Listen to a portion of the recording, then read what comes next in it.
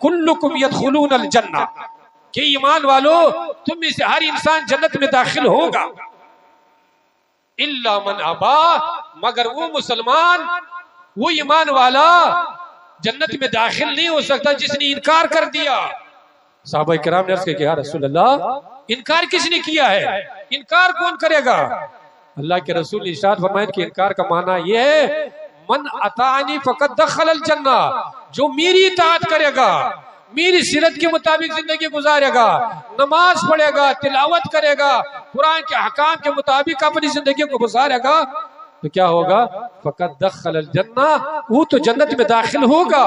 ومن ابا، اور جس نے میری سیرت سے انکار کر لیا، قرآن کی تلاوت سے انکار کر لیا، مسجد میں جانے کے لیے تیار نہیں ہوا، تو کیا ہوگا؟ ہوگا تو مسلمان، وہ کبھی جنت میں داخل ہو ہی نہیں سکتا۔ الحمدللہ رب العالمین والعاقبۃ للمتقین، والصلاة والسلام على سید الانبیاء والمرسلین وعلى آلہ واصحابہ اجمعین، اما بعد فقد قال اللہ تبارک وتعالی فی القرآن المجید، بسم اللہ الرحمن الرحیم، قل ان کنتم تحبون اللہ فاتبعونی یحببکم اللہ، وقال النبی صلی اللہ تعالی علیہ وسلم کلکم یدخلون الجنہ الا من ابا، قیل من ابا، من اتانی فقد دخل الجنہ ومن عصانی فقد ابا، او کما قال النبی صلی اللہ علیہ وسلم ان اللہ وملائکتہ یصلون علی النبی یا ایہا الذین آمنوا صلوا علیہ وسلموا تسلیما، اللہم صلی علی سیدنا ومولانا محمد وبارک وسلم صلاة وسلام علیک یا رسول اللہ صلی اللہ تعالی علیہ وسلم۔ معزز اور محترم حاضرین محفل اور اسٹیج پر تشریف فرما علماء اہل سنت، ابھی آپ حضرات نے ہمارے شاعر اسلام کی زبانی بہترین اشعار سماعت فرما رہے تھے، سن رہے تھے اور اپنی محبت کا اظہار فرما رہے تھے۔ یہ محفل پاک، یہ جلسہ، یہ کانفرنس جس میں آپ فراہم حاضر ہیں، یہ یہاں کی جوان، یہاں کے باشندے ہر سال حضور صلی اللہ تعالی علیہ وسلم کی محبت میں، عقیدت میں، الفت میں منعقد کرتے اور اپنی عقیدتوں اور محبتوں کا اظہار فرماتے ہیں۔ لیکن یاد رکھیے ہر چیز کا ایک معیار ہے، ایک طریقہ ہے۔ اگر وہ چیز اس معیار و طریقے کے مطابق ہو تو وہ صرف جائز ہی نہیں بلکہ اللہ اور اللہ کے رسول کی طرف سے اس پر اجر ملے گا، ثواب ملے گا، کل بروز محشر اس کے لیے نجات کا ذریعہ بنے گا۔ اور اگر وہی چیز شریعت کے دائرے سے باہر ہو جائے، جو شریعت کے حدود سے باہر ہو جائے، تو پھر وہ محبت نہیں ہوگی، اس پر اجر ثواب دور کی بات ہے، کل بروز محشر اس کو کیا ملے گا؟ اس پر سزا ملے گی۔ مثلا نماز ہے، نماز جو اہم عبادات میں سے ہے، تمام عبادتوں میں سے سب سے بہترین افضل ترین عبادت ہے. ایمان کے بعد سب سے افضل ترین اعمال میں سے کون سی عبادت؟ نماز ہے. یہی نماز اگر شریعت کے مطابق آپ ادا کریں گے، مثلا ظہر میں آپ کو 4 رکعت فرض پڑھنا ہے، شریعت نے یہی حکم دیا ہے. اگر آپ نے 4 رکعت کے بجائے 5 رکعت 10 رکعت ادا کر دیا، آپ تو عبادت کر رہے ہیں 10 رکعت، 4 رکعت کے بجائے 5 رکعت 10 رکعت 50 رکعت پڑھ رہے ہیں. لیکن یاد رکھیے یہ 10 رکعت پڑھنا یہ شریعت کے دائرے میں نہیں، شریعت کے حدود میں نہیں، شریعت کے حکم کے مطابق نہیں، اللہ اور اللہ کے رسول کے حکم کے مطابق نہیں. یہ نماز کیا ہوگی؟ بارگاہ الہی میں عبادت شمار نہیں ہوگی، بارگاہ الہی میں کبھی قبول ہو ہی نہیں سکتا. اور اگر وہی نماز شریعت کے مطابق آپ نے 4 رکعت نماز ادا کر لیا ہے تو یہ صرف نہیں کہ اللہ کے بارگاہ میں قبول ہو جائے گی، بلکہ کل بروز معاشر کیا ہوگا؟ آپ کے لیے نجات کا ذریعہ بنے گا، آپ کے لیے اللہ اور اللہ کے رسول کی رضا کا ذریعہ بنے گا، آپ کے لیے اللہ کی دیدار کا ذریعہ بنے گا. تو ہم لوگ حضور سے محبت کرتے ہیں، حضور کی محبت میں محفلیں منعقد کرتے ہیں، جلوس نکالتے ہیں، جھنڈیاں پر پراتے ہیں، چراغاں کا اظہار کرتے ہیں. تو اللہ جل شانہ اس آیات مبارکہ میں محبت کا ایک معیار مقرر کیا ہے، محبت کا ایک معیار بیان کیا ہے کہ حضور سے محبت کرنے کا معیار ہے کون سا؟ اللہ سے محبت کرنے کا معیار ہے کیا؟ اس کو قرآن حکیم نے بیان کرتے ہوئے ارشاد فرمایا، قل ان کنتم تحبون اللہ فاتبعونی یحببکم اللہ، کہ اے محبوب اپنی امت سے کہہ دیجئے، اپنی ماننے والوں سے کہہ دیجئے، اپنی محبت کرنے والوں سے کہہ دیجئے کہ اگر تم لوگ اللہ سے محبت کرنا چاہتے ہو، اللہ کو راضی کرنا چاہتے ہو، جنت چاہتے ہو، اللہ کے رحمتیں چاہتے ہو، کامیابی چاہتے ہو، تو کیا کرنا ہوگا؟ فاتبعونی، میری اتباع کرنا ہوگا، حضور کی سیرت کو اپنانا ہوگا، حضور کی کردار کو اپنانا ہوگا، شریعت پر چلنا ہوگا. اگر تم لوگوں نے حضور کی سیرت کو اختیار کر لیا، شریعت کے مطابق اپنی زندگی کو اختیار کر لیا، تو کیا ہوگا؟ یحببکم اللہ، اللہ جل شانہ تم لوگوں سے محبت فرمائے گا. تو اللہ جل شانہ کی محبت ہم لوگوں کو کب نصیب ہوگی؟ ہم لوگ اللہ کے رحمتوں سے کب مستفید ہوں گے؟ دنیا و آخرت کی کامیابی کب نصیب ہوگی؟ جب ہم لوگ کیا کریں گے؟ شریعت مطہرہ، حضور کی سیرت کو، حضور کی کردار کو، حضور کی زندگی کو اپنائیں گے تو پھر کیا ہوگی؟ دنیا میں بھی اللہ کے رحمتوں سے مستفید ہوں گے، دنیا کی کامیابی بھی نصیب ہوگی، دنیا کی سربلندی بھی نصیب ہوگی، دنیا کی اتفاق و اتحاد بھی نصیب ہوگا. اور جب دنیا سے رخصت ہو جائیں گے، چاہے قبر کے منزل میں ہو، چاہے میدان معاشر میں ہو، ہر جگہ پر کیا ہوگی؟ اللہ کی رحمت ہوگی، اللہ کی رضا ہوگی، اللہ کے رسول کی شفاعت ہوگی، ہر منزل پر کامیابی و کامرانی نصیب ہوگی. سبحان اللہ. اگر ہم لوگوں نے اسی شریعت کو چھوڑ کر کے، حضور کی سیرت کو چھوڑ کر کے، حضور کی کردار کو چھوڑ کر کے، تو پھر کیا ہوگا؟ نہ دنیا میں کامیابیاں مل سکتی، نہ دنیا میں اللہ کے رحمتوں سے ہم لوگ مستفید ہو سکتے ہیں، نہ قبر میں کامیابی مل سکتی ہے، نہ میدان معاشر میں کامیابی مل سکتی ہے.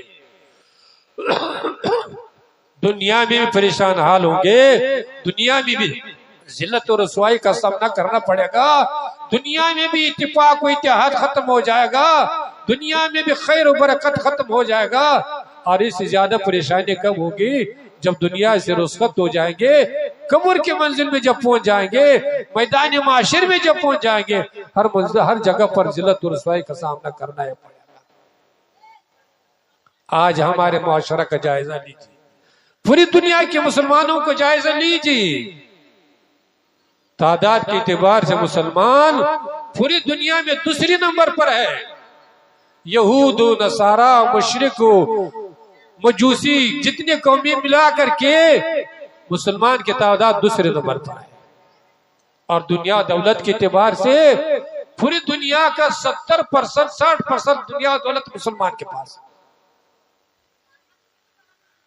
پوری دنیا کی دولت تو سرمایہ اس میں سے 70% 60% مسلمان کے پاس، تیل تو مسلمان کے پاس ہے، پیٹرول کے مسلمان کے پاس ہے، کیا بات ہے، سونا و چاندی تو مسلمان کے پاس ہے، تعداد کے اعتبار سے بھی کوئی کمی نہیں، دولت کے اعتبار سے بھی کوئی کمی نہیں، لیکن اس کے باوجود کیا ہے، تعداد بھی ہے، دولت بھی ہے، سب کچھ بھی ہے، لیکن پوری دنیا میں مسلمان کو کیا ہے، ذلت و رسوائی کا سامنا کرنا پڑ رہا ہے، پریشانی کا سامنا کرنا ہی پڑ رہا ہے۔ کیوں؟ جب تعداد میں دولت میں تو پھر کیوں ذلت و رسوائی ہے؟ ذلت و رسوائی اس لیے ہو رہی ہے کہ مسلمان نے کیا کر لیا ہے، قرآن کے دامن کو چھوڑ دیا ہے، حضور کی سیرت کو چھوڑ دیا ہے، شریعت کو چھوڑ دیا ہے۔ نماز جیسے اہم عبادت مسلمان کے لیے فرصت نہیں کہ 10 منٹ کے لیے مسجد میں جا کر کے بارگاہ الہی میں جھک جائے۔ مسلمان کے لیے ہر کام کے لیے فرصت ہے، کاروبار کا فرصت ہے، موبائل چلانے کی فرصت ہے، گھنٹوں موبائل چلائے گا، لیکن مسلمان جب اذان ہو جائے، حی علی الصلاۃ حی علی الفلاح کا صدا بلند ہو جائے، حی علی الفلاح کا معنی ہے کیا؟ کبھی سوچیں؟ حی علی الفلاح کا معنی ہے کہ یہ مسلمان کامیابی کی طرف آؤ، اللہ کی طرف سے اس کو بلایا جا رہا ہے کہ یہ مسلمان کامیابی کی طرف آؤ۔ تو مسلمان کی کامیابی کہاں پر ہے؟ دکان میں، تجارت میں، کاروبار میں ہے، زمین و جائیداد میں، کرسی اقتدار میں نہیں۔ اللہ جل شانہ کی طرف سے آواز دیا جا رہا ہے کہ مسلمان تمہاری کامیابی کہاں پر ہے؟ اسی مسجد میں ہے۔ تمہاری کامیابی کس میں؟ اس نماز میں ہے۔ تمہاری کامیابی قرآن کی تلاوت میں ہے۔ تمہاری کامیابی حضور کی سیرت اپنانے میں تمہارے دنیا و آخرت کی کامیابی۔ بے شک، سبحان اللہ، زندہ باد۔ لیکن مسلمان تو سمجھ لیا ہے کہ ہمارا مکان دو منزلہ بن جائے تو ہم کامیاب ہو گئے، ہم دوسری کی زمین پر قبضہ کر لیں گے اور مونچھ کو تاو دیں گے تو ہم کامیاب ہو گئے، ہم دوسری کو ستائیں گے، پریشان کریں گے، دوسری کو ذلیل و رسوار کریں گے تو ہم کامیاب ہو گئے۔ مسلمانوں یہ کامیابی نہیں، کامیابی تو اس میں ہے کہ اب آزان ہو جائے، اب دنیا کا ہر کاروبار کو چھوڑ کر کے، سب کچھ کو چھوڑ کر کے سب سے پہلے مسجد میں جا کر کے بارگاہ الہی میں جھک جائے، 5 وقت کی نماز پڑھے، پابندی کیجیے، قرآن کی تلاوت کیجیے، انشاءاللہ العزیز آپ کے گھر میں بھی خیر و برکت آئے گا، آپ کی روزی میں بھی برکت آئے گا، آپ کے گھر میں بھی اتفاق و اتحاد ہوگا، آپ کے محلے میں بھی اتفاق و اتحاد ہوگا، دنیا میں بھی خوش رہیں گے، دنیا میں بھی رحمتیں برسیں گے، اور جب دنیا سے رخصت ہو جائیں گے تب بھی اللہ اور اللہ کے رسول کی رضا نصیب ہوگا۔ بے شک، زندہ باد، زندہ باد۔ اور اللہ کے رسول نے کیا ارشاد فرمایا؟ ہماری طبیعت خراب ہے، اللہ کے رسول ارشاد فرماتا ہے کلکم یدخلون الجنہ، کہ ایمان والو تم میں سے ہر انسان جنت میں داخل ہوگا، الا من ابا، مگر وہ مسلمان، وہ ایمان والا جنت میں داخل نہیں ہو سکتا جس نے انکار کر دیا۔ صحابہ کرام نے عرض کیا کہ یا رسول اللہ انکار کس نے کیا ہے؟ انکار کون کرے گا؟ اللہ کے رسول نے ارشاد فرمایا کہ انکار کا معنی یہ ہے من اطاعنی فقد دخل الجنہ، جو میری اطاعت کرے گا، میری سیرت کے مطابق زندگی گزارے گا، نماز پڑھے گا، تلاوت کرے گا، قرآن کے احکام کے مطابق اپنی زندگی کو گزارے گا تو کیا ہوگا؟ فقد دخل الجنہ، وہ تو جنت میں داخل ہوگا۔ ومن ابا، اور جس نے میری سیرت سے انکار کر لیا، قرآن کی تلاوت سے انکار کر لیا، مسجد میں جانے کے لیے تیار نہیں ہوا تو کیا ہوگا؟ ہوگا تو مسلمان وہ کبھی جنت میں داخل ہو ہی نہیں سکتا ہے۔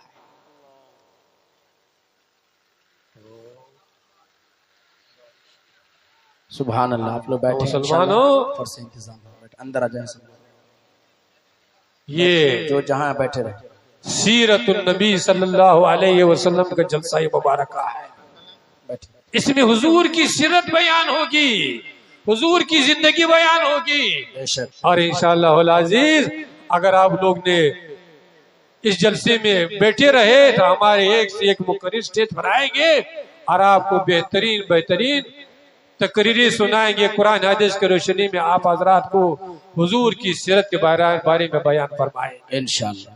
انشاءاللہ.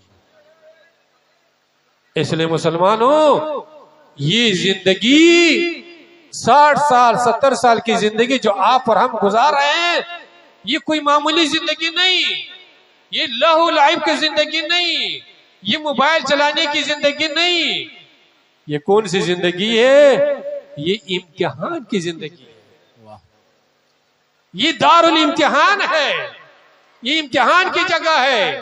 نماز سے آپ کا امتحان لیا جائے گا، روزے سے آپ کا امتحان لیا جائے گا، حلال و حرام سے آپ کا امتحان لیا جائے گا، ذکر و اذکار سے آپ کا امتحان لیا جائے گا، اس کو ہٹائے کنارے کر دیجیے. نیک اعمال سے آپ کا امتحان لیا جائے گا. اور اگر اس میں آپ کامیاب ہو گئے اللہ ہر مسلمان کو کامیابی عطا فرمائے، آمین آمین. نیک زندگی نصیب فرمائے. آمین. اگر اس طرح آپ کی زندگی گزر گئی تو پھر مرنے کے بعد جو ہمیشہ کی زندگی جو ختم ہونے والی زندگی نہیں، وہ ایسی زندگی ہوگی، ایسی عیش و عشرت کی زندگی ہوگی کہ انسان اس کو کبھی تصور بھی نہیں کر سکتا. اور یہ زندگی کیسے گزر گئی؟ گناہوں میں گزر گئی، موبائل چلانے میں گزر گئی، غیر کے رنگ و ڈنگ میں گزر گئی. آج تو ہمارے جوان کیا کر رہے ہیں؟ بال بنائیں گے تو ویسے بنائیں گے جیسے کہ بمبئی کا اداکار اور فنکار بنا رہا ہے. ٹی وی میں جیسے دیکھے گا، فلم میں جیسے دیکھے گا، تو کل ہمارے جوان ایسے بال بنائے گا، ایسے کپڑا پہنے گا، ایسے چلے گا، ایسے پھرے گا. یہ مسلمانوں، یہ جوانوں، تمہارا آئیڈیل بمبئی والا نہیں، تمہارے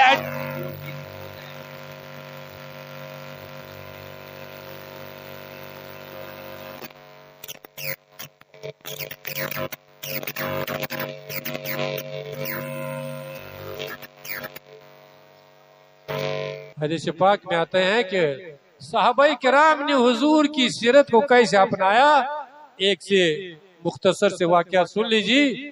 حدیث پاک میں آتا ہے کہ حضرت انس بن مالک حضور کی صحابی ہے، کھانے پر بیٹھے ہوئے ہیں، کھانا سامنے میں رکھ دیا گیا ہے اور حضرت انس کیا کر رہے ہیں؟ اس سالن میں کدو کو تلاش کر رہے ہیں، سالن میں کدو شریف کو تلاش کر رہے ہیں. کسی نے پوچھا نا کہ یا حضرت یہ انس یہ سب کیا کر رہے ہو؟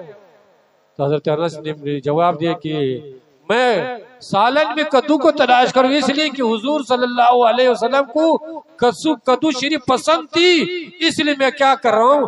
جو حضور کو پسند تھی وہ مجھ کو پسند، میں سالن میں کیا تلاش کر رہا ہوں؟ کدو کو تلاش کر رہا ہوں. آج تو ہم لوگ بھی حضور سے محبت کرنے والے محبت کرنے کا دعویٰ کر چکے ہیں. اگرچہ ہماری زندگی، ہمارے شب و روز، ہماری زندگی کے لمحات کیسے گزر رہے ہر مسلمان، ہر انسان جانتا ہے. آج بھی اگر ہم لوگ بارگاہ الہی میں توبہ کر لے اور اپنا اصلاح کرے، اپنی زندگی کو حضور کی سیرت کے مطابق اختیار کرے، قرآن کے احکام کے مطابق اختیار کرے، تو ہمارا یقین اور ہر مسلمان کو یقین ہونا چاہیے کہ جتنی اس وقت پریشانی ہے، جتنا ظالم و جابر ہے، اگر ہم لوگ اللہ کے بارگاہ میں توبہ کر لے اور اصلاح کر لے تو لڑنے جھگڑنے کی ضرورت نہیں، روڈ پر جانے کی ضرورت نہیں. کیا ہوگا؟ اللہ اتنا قادر ذات ہے کہ جتنے ظالم و جابر ہے، جتنی پریشانی ہے، اللہ سب کو نیست و نابود فرمائے گا. لیکن اس کے لیے تو ہم لوگ تیار ہیں نہیں، اپنے اصلاح کے لیے تو تیار ہیں نہیں، بارگاہ الہی میں توبہ کرنے کے لیے تو تیار ہیں نہیں. مسلمانوں، کامیابی چاہتے ہو، کمرانی چاہتے ہو، اللہ کی رضا چاہتے ہو، اللہ کو خوش کرنا چاہتے ہو، جنت چاہتے ہو، تو کیا کرنا ہوگا؟ اس آیات پر عمل کرنا ہوگا جس میں اللہ جل شانہ نے ارشاد فرمایا قل ان کنتم تحبون اللہ فاتبعونی یحببکم اللہ، کہ محبوب اپنے ماننے والوں سے کہہ دو کہ اگر تم لوگ اللہ سے محبت کرنا چاہتے ہو تو محبت کے معیار کیا ہے؟ محبت کا معیار یہ ہے کہ تم لوگ کیا کرو؟ حضور کی سیرت کو اپناؤ، حضور کی اتباع کرو۔ اگر تم نے حضور کی اتباع کر لیا تو کیا ہوگا؟ یحببکم اللہ، تم کو محبت کرنے کی ضرورت نہیں بلکہ اللہ جل شانہ تم سے محبت کر کے رہے گا۔ چلے تھے کس کے لیے؟ کہ ہم اللہ سے محبت کریں گے۔ اللہ فرماتا ہے کہ اگر تم نے حضور کی سیرت کو اپنا لیا تو پھر کیا ہوگا؟ اللہ تم سے محبت کرے گا، اللہ تم کو اپنے رحمتوں سے نوازے گا، اللہ تم کو دنیا و آخرت کی ذلت اور رسوائی سے نوازے گا۔ لیکن آج کون کرتا ہے؟ آج تو ہمارے کہنے کا طریقہ الگ، جیسے یہود و نصارہ کھا رہا ہے اسے پر ہم لوگ ویسے وہی طریقہ اختیار کیے ہوئے۔ ہماری شادی کا حال نہیں دیکھ رہے ہو؟ آج ہر مسلمان پریشان حال ہے، بچیوں کی شادی نہیں ہو رہی۔ کیوں نہیں ہو رہی؟ خوبصورت بچی ہے، خاندانی بچی ہے، پڑھی لکھی بچی ہے، لیکن شادی نہیں ہو رہی۔ کیوں نہیں ہو رہی؟ اس لیے کہ دان و دہیز کا انتظام ہی نہیں ہو رہا ہے۔ لڑکا جو مانگ چانگ کر رہا ہے 2 لاکھ 4 لاکھ 5 لاکھ 10 لاکھ کا، غریب آدمی کہاں سے لائے گا؟ اسلام کوئی سختی کا مذہب نہیں، اسلام الدین یسر، دین میں آسانی ہے، دین میں کوئی سختی نہیں۔ یہ جو ہم لوگوں نے بنا لیا ہے، شادی کو آسمان پر چڑھا دیا ہے، یہ کس کا ہے؟ یہ کوئی شریعت کا حکم نہیں، اللہ اور اللہ کے رسول کا حکم نہیں۔ شریعت کا حکم تم یہ ہے کہ مسجد میں جا کر کے 2 گواہ لڑکی کی اجازت لے کر کے نکاح پڑھا دیجیے، بس شادی ہو گیا۔ ایک ولیمہ کرنا سنت ہے، باقی جو لاؤ لشکر 200 300 باراتی لے کر کے جا رہا ہے، یہ زحمت ہم لوگوں نے خود پیدا کی ہوا ہے۔ یہ جو دنیا بھر کا ڈیمانڈ ہو رہا ہے، یہ کوئی شریعت کا حکم نہیں بلکہ کیا ہے؟ یہ ہم لوگ اپنا پیدا کیے ہوا ہے۔ کل بروز معاشر اس کا ہم کو جواب دینا یہ پڑے گا۔ آج اگر ہم لوگ یہ رسم و رواج جو شریعت کے خلاف ہے اگر دور کر لیں گے تو غریب بچے کی بھی شادی ہوگی، پریشان حال بچے کی بھی شادی ہوگی، اور جو ہمارے بچی آج غیروں کے ساتھ بھاگ رہی ہے، سن نہیں رہے ہو، دیکھ نہیں رہے ہو، ہر انسان جانتا ہے اس کی ذمہ دار ہے کون، اس کا کون ذمہ دار ہے؟ اس کے ذمہ دار کون ہے؟ ہم لوگ کی ذمہ دار بنے۔ آج اگر دان و دہیز کا ڈیمانڈ کا سسٹم ختم کر دیا جائے تو ہم سمجھتے ہیں کہ کوئی چاہے غریب ہو چاہے امیر ہو، سب کی پریشانی ختم ہو جائے گی اور سب کے بچوں کی شادی خوشی خوشی انشاءاللہ ہوگی، نہ طلاق کا معاملہ ہوگا، نہ پریشانی ہوگی، سب انشاءاللہ تعالی اللہ کے رحمتوں سے مستفید ہوگا۔ جب اللہ راضی ہو جائے تو دنیا کی ہر پریشانی دور ہو جائے گی۔ اور اللہ کب راضی ہوگا؟ جب کسی غریب سے 5 روپے کا ڈیمانڈ کریں گے تو اللہ راضی ہوگا، غریب کو پریشان کریں گے تو اللہ راضی ہوگا۔ تو ہم لوگ جلسے سنتے ہیں، سناتے ہیں، کم سے کم اس پر کیا کرنا ہوگا؟ جلسے اور جلوس کا تب فائدہ ہوگا جب وہ ہم لوگ کیا کریں؟ اس پر عمل کرنے کی کوشش کریں گے تب نہ، اور جب عمل نہیں ہوگا تو پھر سن کر کے سنا کر کے، حدیث پاک میں آتا ہے کہ جو انسان جو مسلمان قرآن و حدیث کے باتوں کو سنتا ہے، اس کان سے سنتا ہے اور اس کان سے نکال لیتا ہے، عمل نہیں کرتا ہے، کل بروز محشر کیا ہوگا؟ لوہے کو گرم کر دیا جائے گا، چھڑ کو گرم کر دیا جائے گا، اور گرم کر کے اس کان میں گھسا کر اس کان سے نکال دیا جائے گا۔ اس لیے آپ لوگ ہر سال سیرت النبی صلی اللہ علیہ وسلم کی جلسہ منعقد کرتے ہیں، بڑی خوشی کی بات ہے۔ یہ بھی محبت کا ایک اظہار ہے، محبت کا ایک طریقہ ہے، لیکن جو کچھ بیان ہو جائے، چاہے عقیدے کے تعلق سے ہو، چاہے اعمال کے تعلق سے ہو، اس کو کیا کرنا چاہیے؟ اس پر ہر مسلمان کو عمل کرنے کی کوشش کرنا چاہیے۔ اگر ہم لوگوں نے کوشش کر لیا تو اللہ جل شان اپنے فضل و کرم سے عمل کرنے کی توفیق بھی عطا فرمائے گا۔ انسان کوشش کرے گا تب نا، جب کوشش ہی نہیں کرے گا تو توفیق الہی کہاں سے آئے گی۔ اللہ جل شان ہو آپ کو اور ہم کو اور ہر مسلمان کو قرآن حدیث کی حضور کی سیرت پر عمل کرنے کی توفیق عطا فرمائے، اور یہاں کے جوانوں نے، یہاں کے باشندوں نے اس محفل پاک کو، اس جلسے کو منعقد کر کے اللہ سب کے روزے میں، سب کے کاروبار میں، سب کی محنتوں میں کامیابی عطا فرمائے۔ اللہ سب کی محنتوں کو قبول فرمائے، اور جن حضرات اس میں تعاون کیا ہے اللہ سب کے تعاون کو قبول فرمائے۔ وآخر دعوانا الحمدللہ رب العالمین۔ ابھی جلسہ جاری ہوگا انشاءاللہ، آپ حضرات بیٹھے رہیے، اور ہمارے مقرر جو باہر سے تشریف لائے ہوئے اور ہمارے شاعر اسلام، ابھی تو ریاض باقی ہے اور بھی باقی ہے، وہ بھی اپنے سنائیں گے، لیکن شرط ہے کہ آپ لوگ جذبے و شوق کے ساتھ بیٹھے رہیے۔ ہمارے اپنی طبیعت خراب ہے، انشاءاللہ والعزیز آپ رہیں گے تو جلسہ جاری رہے گا۔ علامہ مولانا اختر رضا کی ایک بات جو